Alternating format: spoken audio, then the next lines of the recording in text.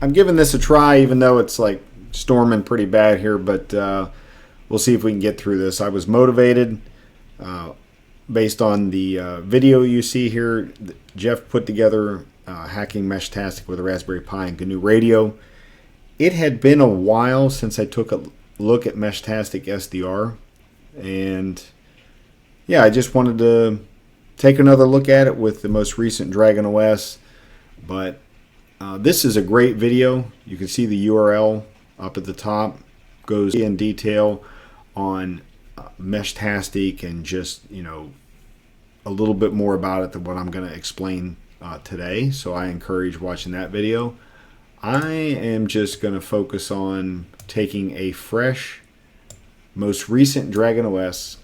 Has nearly everything that you're going to need already set up. The only thing that we need to grab, well, there's a couple things. We're going to grab the Meshtastic SDR repository here that the cranky Linux user has put together.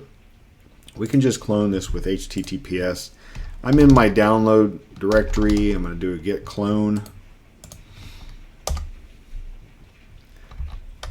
I'm going to change into this Meshtastic SDR, and what I'm going to do is I'm going to use Python 3-m venv, and this is just going to make a Python virtual environment with a folder named venv. We're going to open up a couple windows here shortly, but let's do a source venv bin activate. We can see we're in our virtual environment right now. And I'm going to go ahead and install a couple things that I can remember off the top of my head. So Meshtastic, if I can spell.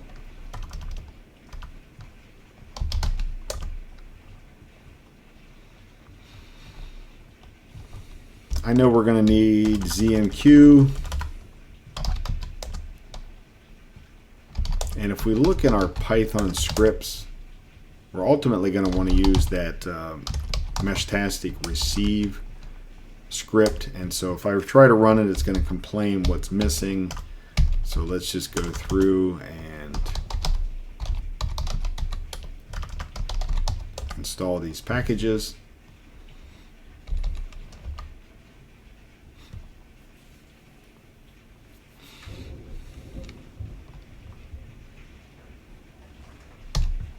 Let's see, do -H.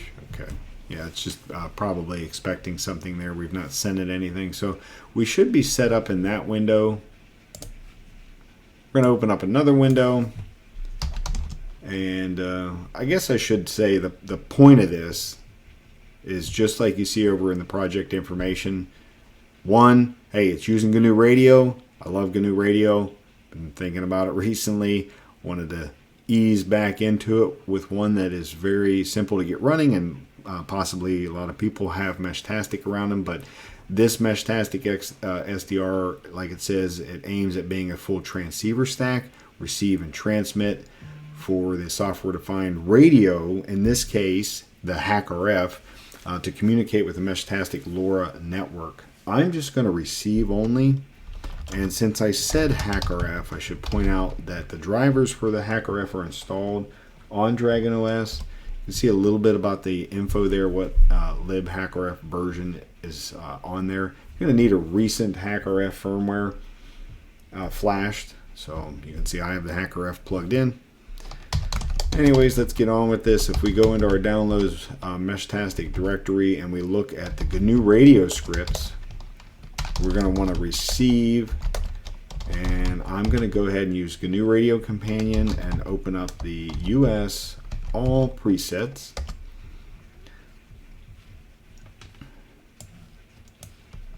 Notice I've not really had to do much of anything. The GNU Radio is on there, fairly new, 3.10.11 I think it is, more than sufficient. The only thing I'm going to add to here is, let's see, a Qt. What do I want to add? I have maybe a waterfall here, and we'll just tie that into the hackRF source, leaving everything else default. And I know that my Meshtastic is set up on something different. It is on a medium fast. So more than likely you'll be looking at, I think the stock is long fast, and that's significant because you can see the ZMQ publication sync ports.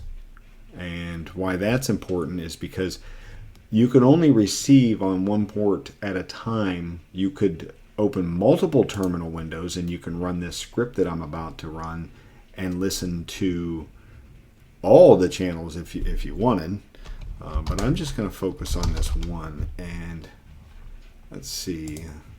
I'm going to start the flow graph, and we're going to see it's kind of the waterfall. Excuse me, the waterfall going here. We'll see some activity down here once we get some messages being sent.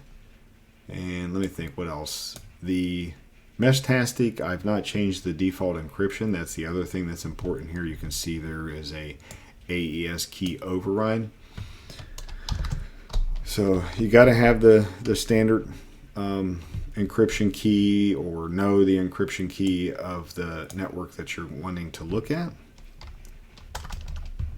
But if we do a Python 3 Meshtastic, let's see, we'll do -n for network 127.0.0.1.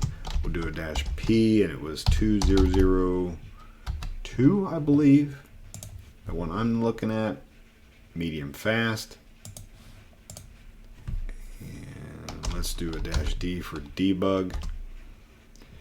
Now we should be connected to the publisher, to the ZMQ port here, 2000 or 20,002. And if you look in Jeff's video, he does a really good job of explaining, hey, the source is coming in. We have multiple filters, and that is breaking out into different areas of the flow graph here. You can follow it from left to right. And if you didn't have a lot of processing power, I would suggest turning off from the filter to anything to the right of it that is connected to it. So you can see where clean break is between that one. This one's kind of all lumped together, or this one. This desktop has more than enough power to process all of this. So I'm just going to leave it on. And so at this point, we should be able to pull up the Meshtastic app. If there was other traffic occurring around me right now, we would see that. But let's try this.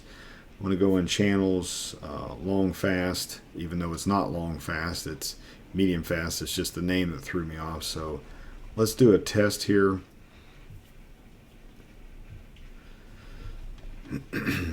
We can see we had some activity here, and now we're getting the message here, which is just me sending test.